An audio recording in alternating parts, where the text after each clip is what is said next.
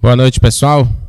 Graças a Deus por mais um sábado, mais um dia de culto jovem. Não estamos todos, reunidos aqui no templo, mas em espírito estamos reunidos.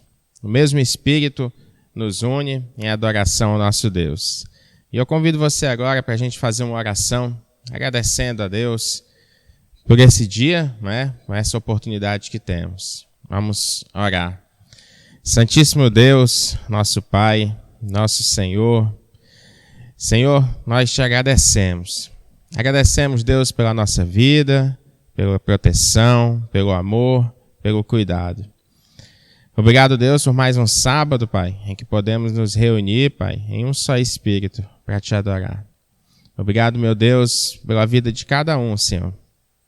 Peço, Pai, que tu receba, Senhor, o nosso humilde gesto, Pai, a nossa humilde adoração a Ti, Pai.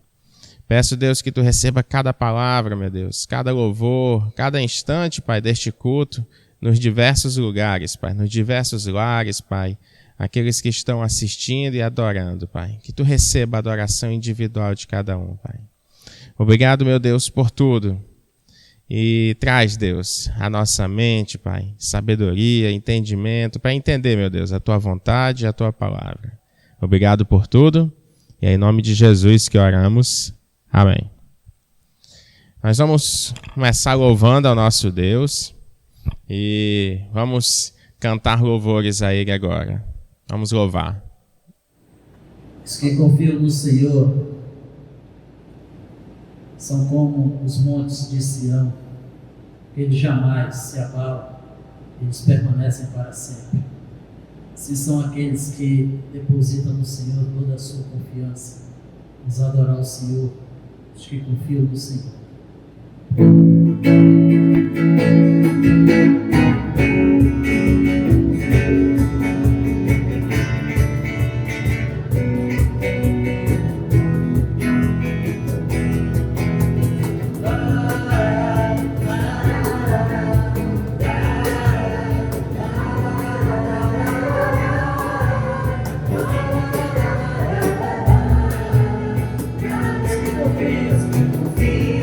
Senhor, são como os montes em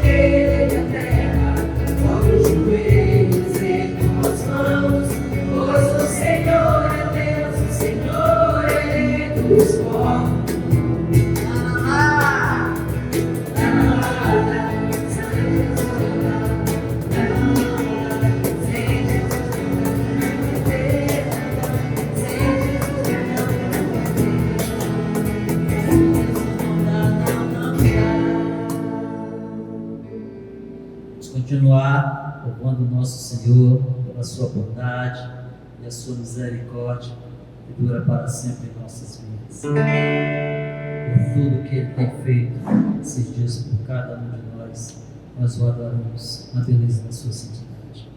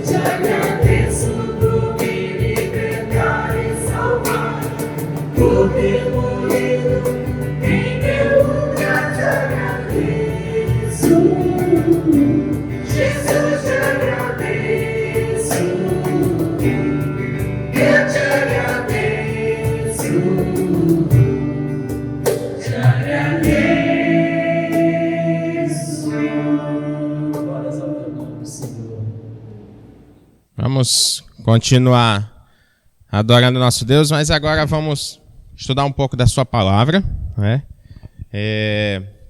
Semana passada, nós começamos uma série sobre 4 amigos, né, que mudaram, 4 jovens que mudaram a vida de um amigo, né? Então, essa série são atitudes que fazem a diferença, né? Então, a gente viu semana passada a primeira parte, o texto base lá de Marcos, capítulo 2, se você não assistiu semana passada, Marcos capítulo 2.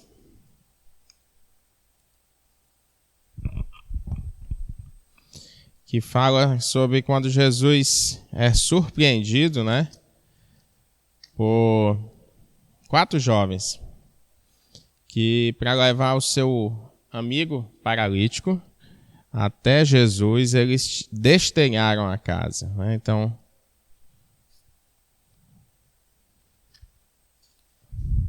Marcos 2, dos versos do 1 ao 5.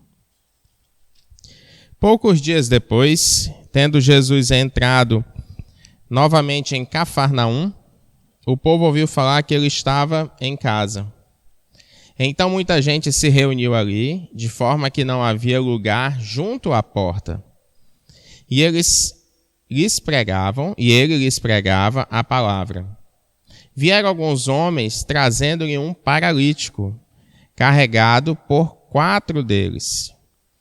Não podendo levá-lo até Jesus, por causa da multidão, removeram parte da cobertura do lugar onde Jesus estava, e pela abertura no teto, baixaram a maca em que estava deitado o paralítico. Vendo a fé que eles tinham, Jesus disse ao paralítico: Filho, os seus pecados estão perdoados. Então, observando esses 4 jovens, nós podemos extrair algumas, lições aqui. Então, como eles conseguiram, a cura do seu amigo? Então, algumas ações, algumas coisas deles é que a gente vai estudar nessa série. A primeira dessas coisas é o quê? Eles tiveram uma visão de fé. Eles viram o que ainda não era, fato, não tinha acontecido, não era possível aos olhos humanos, mas pelos olhos da fé, eles já tinham essa visão de que se realizaria, que aconteceria, Então, eles se deslocaram, E como eu comentei semana passada, a gente não sabe ao certo quanto eles levaram esse amigo carregado na maca. E aí, quando chegaram lá, não se intimidaram pelas dificuldades. Deram um jeito, de levá-lo até Jesus. E aí a gente falou muito sobre a fé, sobre ter esses olhos da fé.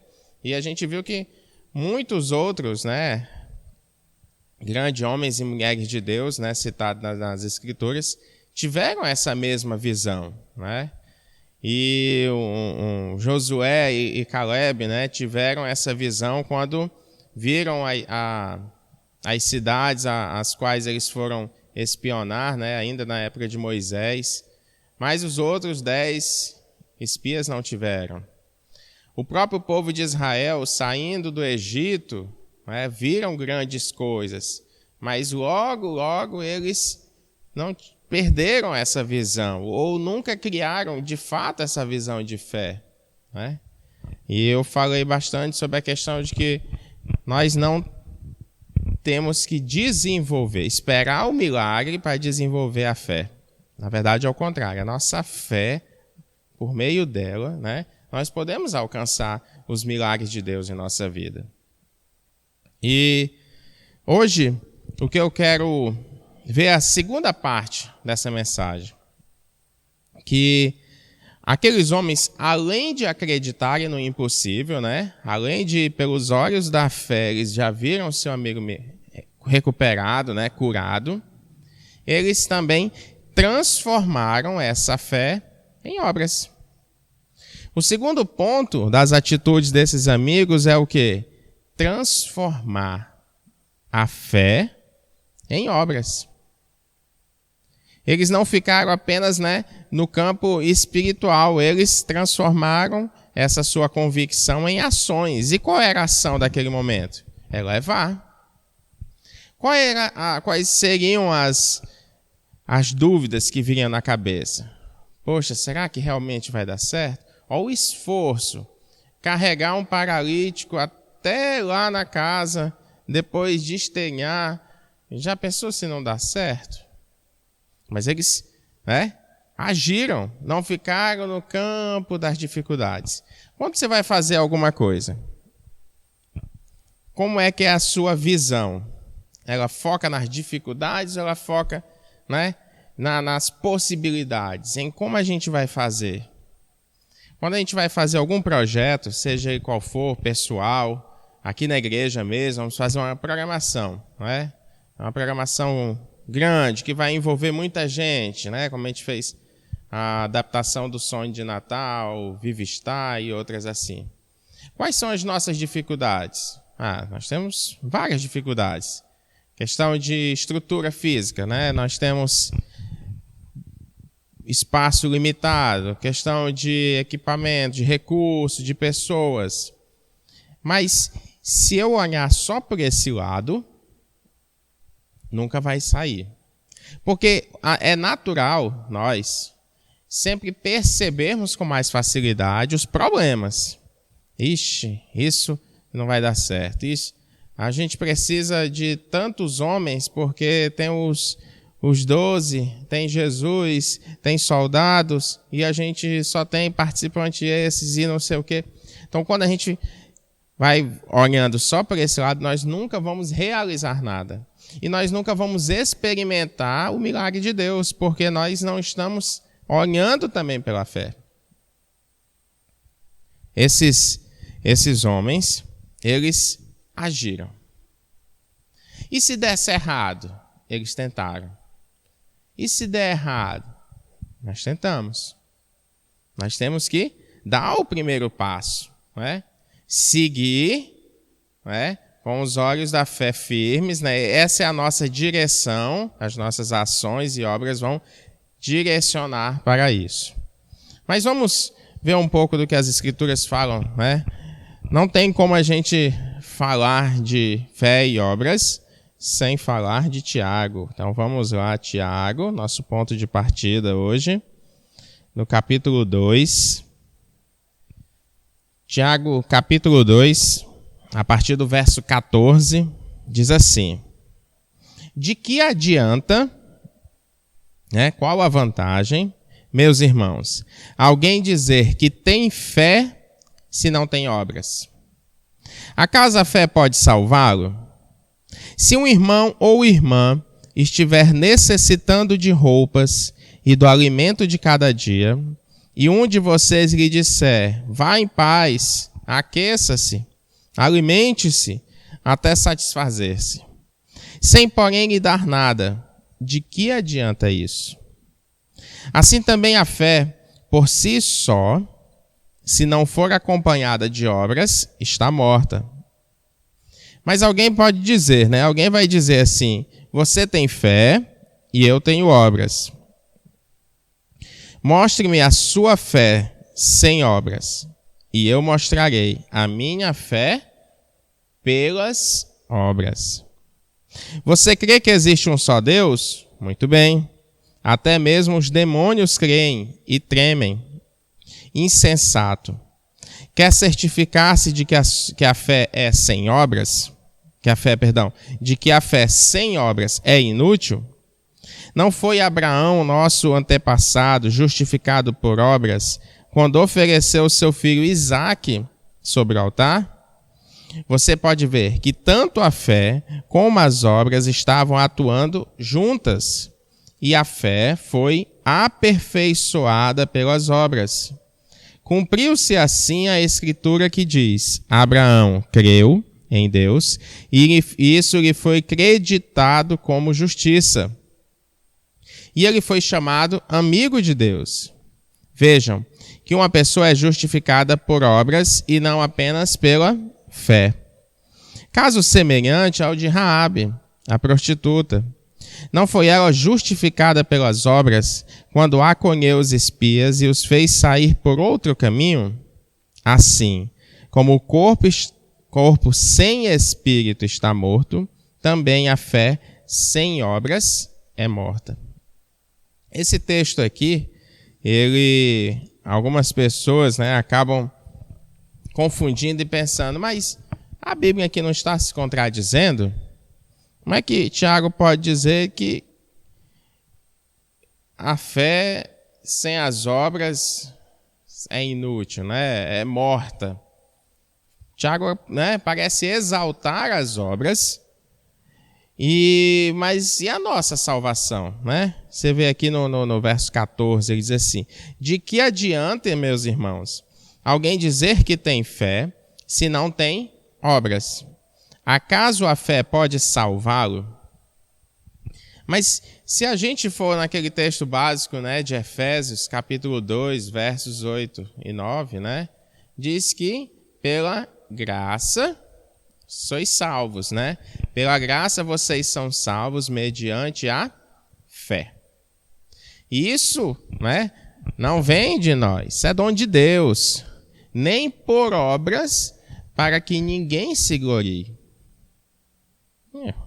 Então, como é que Tiago fala das obras e Paulo em Efésios fala da fé, né? Que a salvação não vem por obras, para que ninguém se glorie.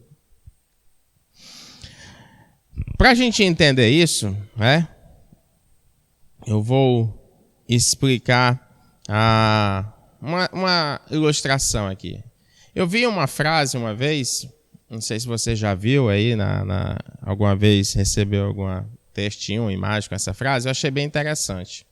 A frase dizia assim: roupa, né, a forma de vestir, não salva ninguém. Né? Melhor dizendo, roupa não leva ninguém ao céu. Mas quem é do céu sabe o que vestir. Roupa, forma de vestimenta, não leva ninguém para o céu. Mas quem é do céu sabe o que vestir. Em outras palavras, não é a obra que conquistou a salvação, né? A minha forma de vestir não vai me dar a salvação, de forma alguma. Mas aquele que tem a salvação demonstra por obras que tem essa salvação, justamente sabendo, né, a forma de se portar, de se vestir, como é o exemplo da frase. Então, não são as obras que nos fazem alcançar a salvação, mas sim a fé. E esta mesma fé é comprovada, a sua eficácia em nossa vida, a sua, né, existência em nossa vida, essa fé é comprovada justamente pelo quê? Pelas minhas ações. São as minhas obras, né, produzidas pela fé. Olha como ele fala na hora que, no verso 18, né, Tiago diz assim: mas alguém vai dizer, você tem fé e eu tenho obras, né? Aí Tiago complementa. Então faz o seguinte: mostre-me a sua fé sem obras, e eu mostrarei a minha fé pelas obras. A fé sem obras é morta, e as obras sem fé é apenas caridade. Não produz nada, né, de eterno em nossa vida, não produz nada para a nossa salvação. A fé sem obras não nos dá direito, as obras sem fé não nos dá alcance à salvação, porque a salvação é única e exclusivamente pela fé. Mas deixa eu te dizer uma coisa, a salvação foi comprada por uma obra, a obra de Cristo. A obra da salvação, a obra da ressurreição, a obra da crucificação. A fé, né, a nossa salvação é por meio da nossa fé em uma obra, a obra redentora de Cristo. Cristo fez a obra da compra, né, da nossa vida. O altíssimo preço derramado foi a obra do perfeito plano de Deus para resgate do homem. Então não são minhas obras que vai alcançar a salvação, porque as minhas obras nunca serão comparáveis à obra de Cristo, que foi o quê? Morrer em meu lugar, ter a vida perfeitamente de acordo com a vontade de Deus, sem mancha, sem pecado, morreu tomando sobre si a minha culpa, né? Jesus tomou sobre si as nossas culpas, a nossa condenação pesou sobre ele. Ele morreu a nossa morte, né, para que possamos viver a sua vida. Então, Cristo ressuscitou. E essa obra é a obra da salvação. Então, a nossa salvação é por meio da fé em Cristo, na fé da sua obra redentora em nosso favor, que ele morreu e ressuscitou. As obras que Tiago está falando aqui são as obras produzidas em minha vida, que não me dão salvação, mas que mostram que eu sou salvo. As obras testificam a minha fé. Uma fé que não produz nada é uma fé morta, porque a fé ela é algo que vivo, transformador. Olha como Cristo compara a nossa fé, ele fala como uma semente. Algo pequeno, né? Ele diz assim, se for como o grão de mostarda. Então vamos lá. Como é que é a fé, grão de mostarda? É uma fé, podemos dizer, invisível aos olhos, né? Tão pequena que é o grãozinho de mostarda, tão insignificante perto de tantas coisas. A nossa fé, ela é algo interno, certo? Mas assim como a semente de mostarda começa a produzir, o que a semente faz? Ela transforma-se em uma árvore de grande porte. Assim a fé transforma a nossa vida. E são essas as obras, a transformação da nossa vida, né? As obras que serão externalizadas por meio da ação da fé. Aquela árvore cresce, mas por meio da ação da semente, da pequena semente. E gera uma árvore que afeta a vida de outros, né? Jesus disse que a árvore cresce, né? Tem uma copa e que abriga, né, passarinhos e as aves. Então, a nossa fé deve produzir obras em nossa vida e essas obras serão não só notadas, né? Você vê a árvore que cresceu daquela semente, mas também você beneficia os outros, as nossas obras em favor dos outros. E Tiago fala disso. Ele diz, qual é a vantagem? De que adianta alguém pedir ajuda, dizer que não tem o que comer, alguém necessitado não tem o que vestir, você dizer que Deus te abençoe, que você se alimente, se aqueça e que dê tudo certo em sua vida. Sendo que você pode ir lá e ser a resposta da própria oração. Se você pode ser lá aquele que vai ajudar com o alimento, com a comida, com a vestimenta, com alguma coisa. De que adianta? Quando a gente estava memorizando Provérbios também falava nisso. De que se nós temos como ajudar, não podemos simplesmente despedir o outro dizendo que Deus te abençoe. Tiago também fala sobre aquele que sabe que deve fazer o bem e não faz, nisso peca, nisso erra, né? Está sendo omisso. Eu vou separar em alguns pontos importantes, né? São várias coisas aqui que nós devemos levar em consideração as nossas obras. A primeira coisa que nós precisamos entender é que a nossa salvação é por meio da fé. Isso é fato bíblico. Não existe obras, não existe compra da salvação, não existe negociação com Deus, não existe nada disso. É fé. Quem comprou foi Cristo, que nos comprou por altíssimo preço por meio do seu sangue. Quem realizou a obra da salvação? Cristo. Ele que realizou a obra e salvou-nos, né? Nos deu a salvação. A nossa forma de alcançar a salvação que Deus nos dá é por meio da fé. Mas isso não significa que Deus desconsidera, despreza, ignora as nossas obras. Todas elas são consideradas, certo? Vamos dar uma lida primeiramente em Romanos, no capítulo 2. Deus retribuirá a cada um conforme o seu procedimento.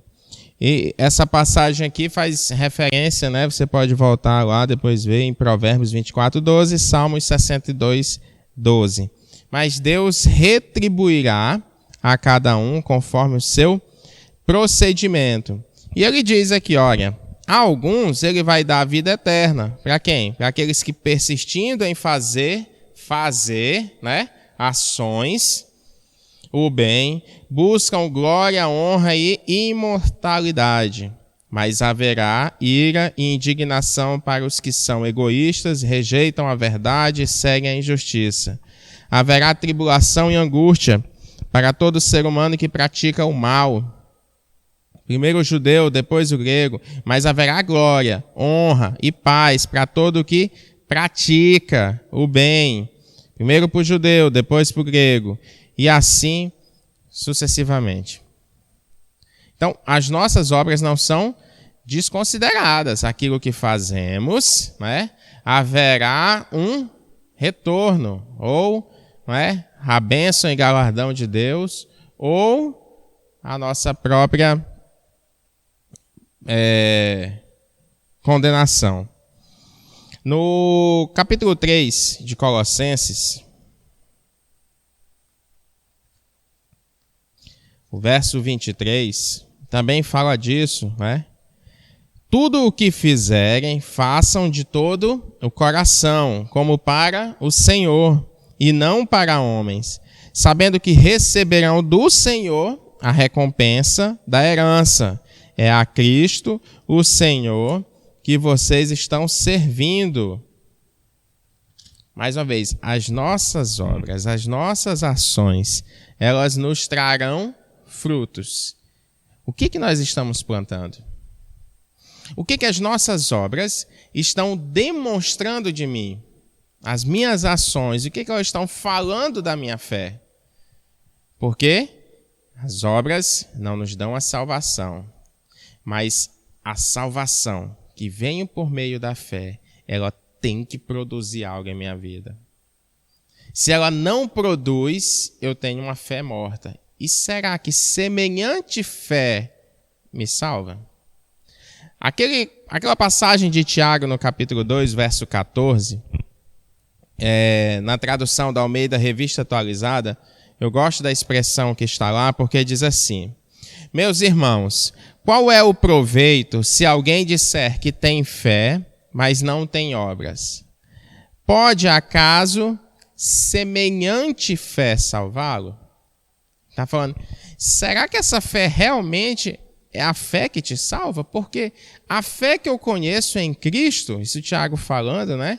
Em outras palavras, a fé que eu conheço em Cristo, ela produz obras de salvação.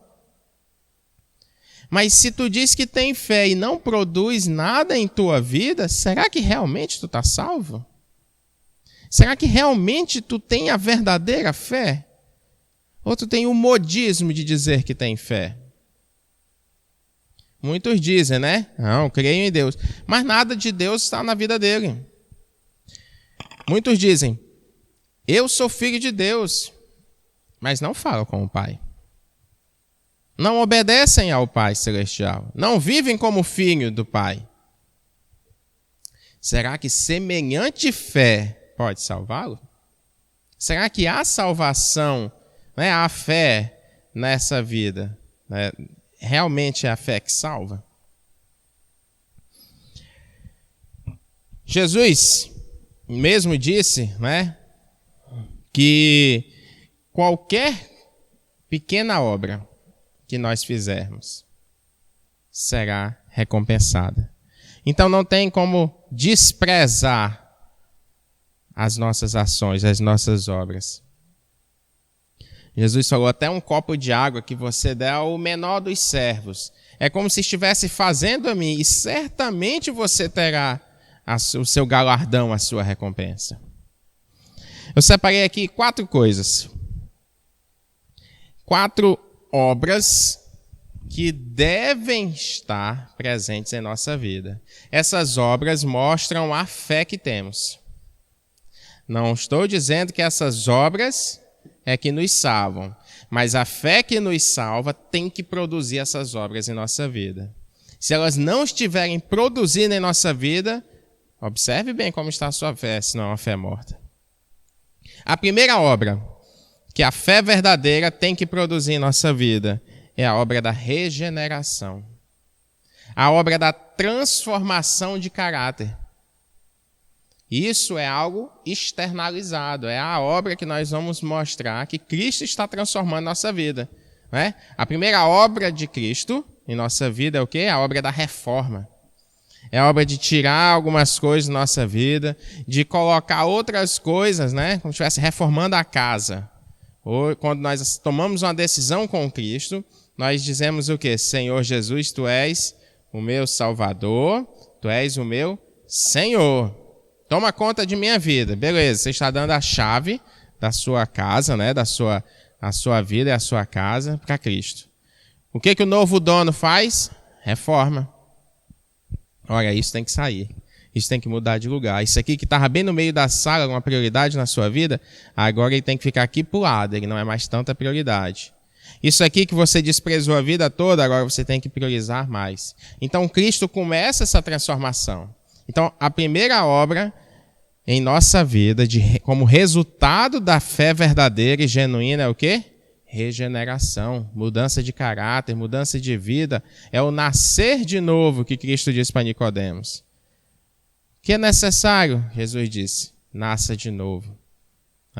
Não fisicamente, mas nascer de novo, de mudar. A sua vida tem uma nova data de nascimento, é a data que você toma uma decisão verdadeira com Cristo. A segunda obra que deve acontecer em nossa vida, que mostra que nós temos a fé que nos salva, é o quê? A obra do não se envergonhar de Cristo, A obra de ser filho de Deus. Cristo fala em várias passagens sobre esse não se envergonhar, mas eu quero destacar aqui uma passagem que Paulo fala em Romanos capítulo 1, verso 16. Romanos 1, 16 e 17 diz: não me envergonho do Evangelho, porque é o poder de Deus para a salvação de todo aquele que crê. Reafirmando, salvação por fé. Primeiro do judeu, depois do grego. Porque no Evangelho é revelada a justiça de Deus. Uma justiça que do princípio ao fim é por meio da fé. Como está escrito, o justo viverá por fé. Mas Paulo está dizendo, olha, eu não me envergonho e nem nós podemos nos envergonhar do Evangelho. Não podemos nos envergonhar de Cristo. Não podemos dizer que somos filhos, mas nos envergonhamos de ser filhos. Não podemos ter vida dupla. Isso é obra de Cristo, obra da nossa fé transformadora em nossa vida. Terceira obra que deve ocorrer, amar ao próximo. Se não amamos ao próximo, não amamos a Deus. Nem dele somos filhos. Nós estamos apenas nos enganando. Bora lá em 1 João, capítulo 4.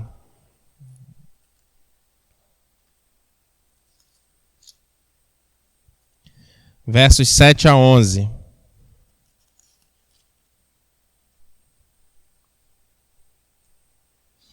Amados, amemos uns aos outros, pois o amor procede de Deus. Amar, o verbo, a ação. Aquele que ama é nascido de Deus e conhece a Deus. Quem não ama não conhece a Deus, porque Deus é amor. Foi assim que Deus manifestou o seu amor entre nós. Enviou ação, o seu Filho unigênito ao mundo, para que pudéssemos viver por ele. Nisto consiste o amor. Não em que nós tenhamos amado a Deus, mas em que ele nos amou e enviou o seu Filho como propiciação pelos nossos pecados. Amados, visto que Deus assim nos amou, nós também devemos amar uns aos outros. Ninguém jamais viu a Deus. Se amarmos uns aos outros, Deus permanece em nós e o seu amor está aperfeiçoado em nós. Sabemos que permanecemos nele e ele em nós, porque ele nos deu o seu Espírito. E vimos e testemunhamos que o Pai enviou o seu Filho para ser Salvador do mundo. Se alguém confessa publicamente que Jesus é Filho de Deus, o ponto anterior, confessar, não se envergonhar de Cristo. Cadê o verso? 15. Se alguém confessa publicamente que Jesus é o Filho de Deus, Deus permanece nele e ele em Deus. Assim, conhecemos o amor que Deus tem por nós e confiamos nesse amor. Deus é amor. Todo aquele que permanece no amor permanece em Deus e Deus nele. Dessa forma, o amor está aperfeiçoado em nós, para que no dia do juízo tenhamos confiança, porque neste mundo somos como ele. No amor não há medo, ao contrário, o perfeito amor expulsa o medo. Porque o medo supõe castigo. Aquele que tem medo não está aperfeiçoado no amor. Nós amamos porque ele nos amou primeiro.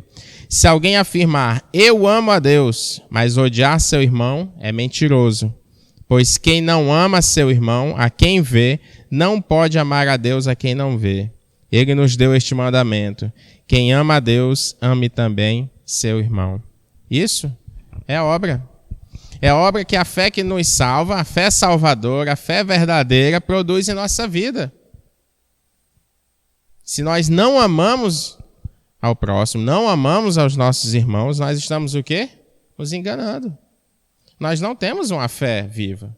Nós temos uma fé morta que não produz as obras básicas da transformação. E o quarto ponto, né? Obras de amor a Deus. Quando Cristo é questionado sobre os maiores mandamentos, ele coloca os 2 maiores mandamentos em que tudo se resume, a lei toda é: ame a Deus acima de todas as coisas e ame ao próximo. As nossas obras de amor a Deus são diversas, né? Mas eu posso citar várias aqui relacionadas ao servir. Quando servirmos, não somente ao próximo, mas servimos ao próprio Deus. Você ama servir a Deus? Você sente vontade, sente falta disso? Você sente falta da comunhão do culto, falta de estar servindo a Deus, fazendo algo pelo seu ministério, pela sua igreja? Isso são obras que mostram a fé que você tem. As nossas obras falam muito sobre nós. As nossas obras mostram se a nossa fé está morta ou não. Então, para concluir, aqueles jovens tiveram, né, citamos aqui já 2 atitudes que fizeram toda a diferença, né? A primeira delas foi o quê? Eles tiveram a fé, uma visão de fé. E a segunda atitude foi o quê? Eles transformaram essa sua fé em obras, em ações. E isso gerou salvação. Isso gerou a transformação, o alcance da vida de um amigo. E o que você tem feito para alcançar algum amigo?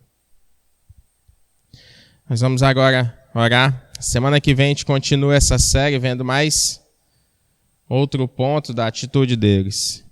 E eu convido você a pensar nas obras que nós citamos hoje aqui. Elas estão presentes em sua vida? Há frutos de arrependimento, como a palavra de Deus diz? Há mudança na sua vida? Jesus fez alguma reforma aí? Se Jesus não fez reforma, é porque você não entregou completamente a sua vida a Ele. Se Jesus não mudou nada em sua vida, é porque você não entregou completamente a sua vida a Ele. Porque Ele tem todo o poder para fazer a mudança. Mas você precisa conceder a Ele a sua vida. Dizer que Ele é Senhor e que Ele vai mudar. Isso são a demonstração de que a sua fé realmente está ligada a Ele. Você não se envergonha de Cristo, né? Você tem orgulho e como a Escritura diz, você confessa publicamente Cristo? Você ama o próximo, ama servir a Deus? As suas ações demonstram isso? Então pense e reflita. Vamos orar ao nosso Deus. Senhor, nosso Deus, nosso Pai, nós te agradecemos, Deus, pela nossa vida, Pai. Obrigado, Deus, por esse dia. Obrigado, Deus, pela obra redentora, Pai. A obra da salvação por meio de Cristo, Pai. A obra que nos comprou, que pagou a nossa dívida, Pai. Obrigado, Deus. Obrigado, Deus, por nos dar também, Pai, a chance, a possibilidade, Deus, de alcançar a Tua salvação, Pai, por meio da fé. Obrigado, Deus, também por fazer em nossa vida, Pai, uma mudança, uma reforma, Pai, uma transformação. E peço, Deus, que todos os dias o Teu Espírito esteja, meu Deus, agindo e fazendo essas mudanças que são necessárias. Deus, que nós possamos sair, Pai, apenas do campo, né, dos planos e pensamentos, mas também de agir em favor do teu reino, em favor do próximo, Pai. Nós possamos, meu Deus, ser servos que demonstram a sua fé por meio das obras. Nós possamos viver uma vida de fé que produz obras verdadeiras, obras dignas de serem, de filhos de Deus, Pai. Obrigado, meu Deus, por tudo. Obrigado, meu Deus, pela vida que tu nos deu, pelo amor, pelo cuidado. Muito obrigado, meu Deus, por tudo. E é em nome de Jesus que oramos. Amém. Quero agradecer a presença de todos, que estão aqui assistindo agora. Deus abençoe, Deus os proteja, Deus os guarde, os livre. Tenha cuidado, seja cauteloso, mantenha firme a sua fé, mas também não faça obras de negligência, de se expor ao risco. Que Deus nos guarde e nos proteja e nos permita passar por esses dias. Amanhã teremos nosso culto online novamente, às 7 horas. Amanhã é dia de ceia do Senhor. Você pode passar aqui mais cedo, pegar a sua ceia e ceiar em casa, assistindo ao culto. Obrigado, que Deus abençoe e uma boa noite, uma excelente noite a cada um de vocês.